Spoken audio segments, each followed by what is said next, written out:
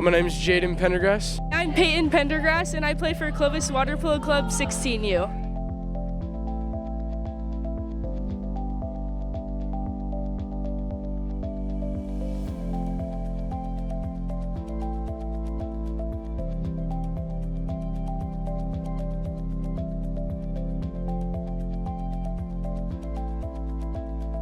Payton has a genetic knee. She was born without what's called a trochlea, which your patella sits in your trochlea, so her knees dislocate.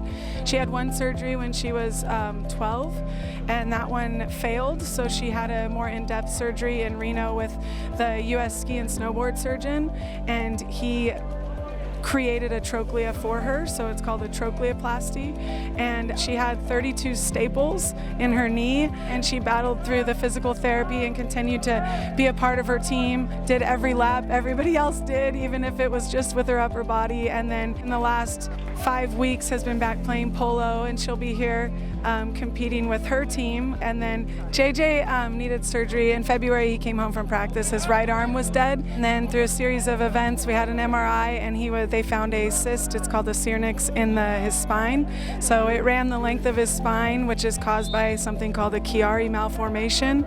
So his brain grew into his spinal column. I was in practice when I actually got the news that I would have to have surgery, and I had to be out for at least 3 months.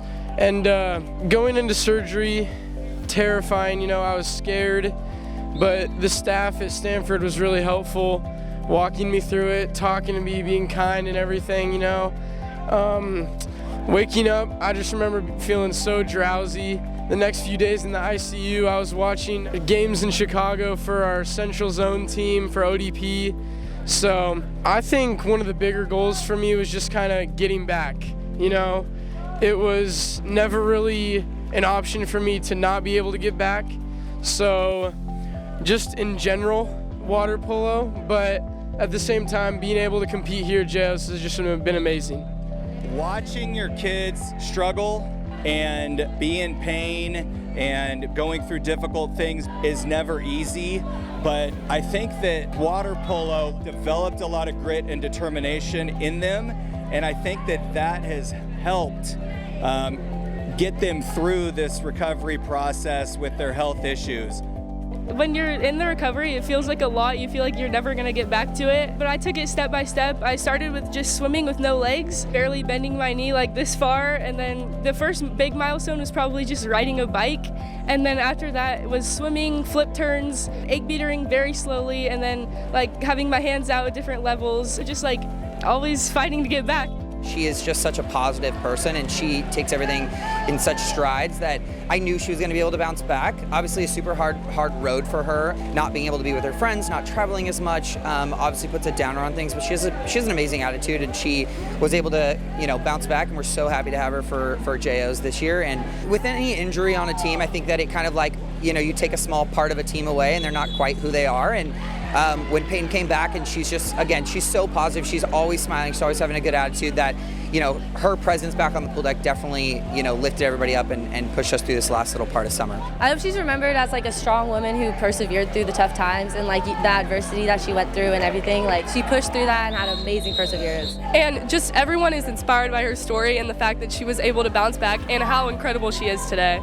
And they've had the best people around them to build them up, between the medical team, the physical therapists, the family support, and the team support. I mean, the guys here for JJ, they care so much about him and have encouraged him, and our daughter, her team and her club swim team, all of them have just said, you can do this, we believe in you, and they've become grittier for it. Honestly, I'm really proud of him because the day he came back, we had a tournament, and even before that, he was getting in the pool and he was working and working and working. He started doing more drills with us. He was passing more, and he was building up his strength. He was working out more. He was doing it all up until the moment where he was actually able to come back, and he was balling up. He was doing awesome, and I was so proud of him. When kids have something that is a huge part of their lives, and that you get that taken away. I think they learn to appreciate it more, but it's super important for us as coaches and as programs or whatever to keep them involved, keep them coming out, so that they don't just kind of fall off the map and fall away from it.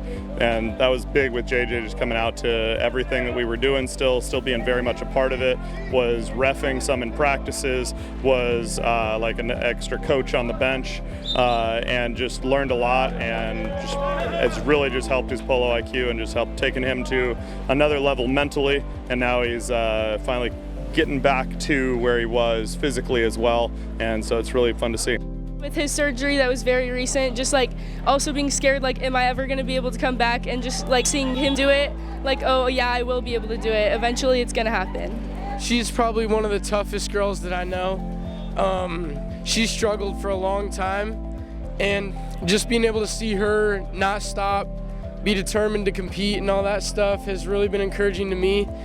Just her fight has kept me going, kind of through the whole thing. So she's a fighter, and I love her to death.